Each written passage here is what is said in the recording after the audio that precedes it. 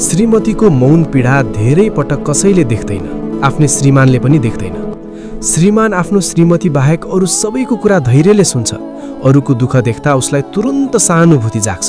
तर जब आफ्नै श्रीमतीको पीडा, थकान र सङ्घर्षको कुरा आउँछ, उही कुरा उसलाई कहिलेकाहीँ नाटक गरे जस्तो लाग्छ। घर बाहिर श्रीमान समझदार मान्छे भनेर चिनिन्छ, सबैलाई सल्लाह दिन्छ, सबैको समस्या सुन्छ।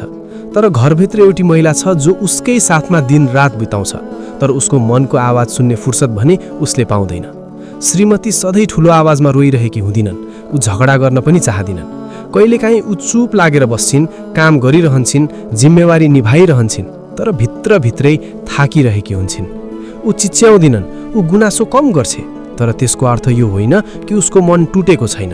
कहिलेकाहीँ उसले केवल यति चाहन्छे कसैले सोधिदियोस्, तिमी ठिक छौ, अनि उसको भावनालाई बुझिदियोस्।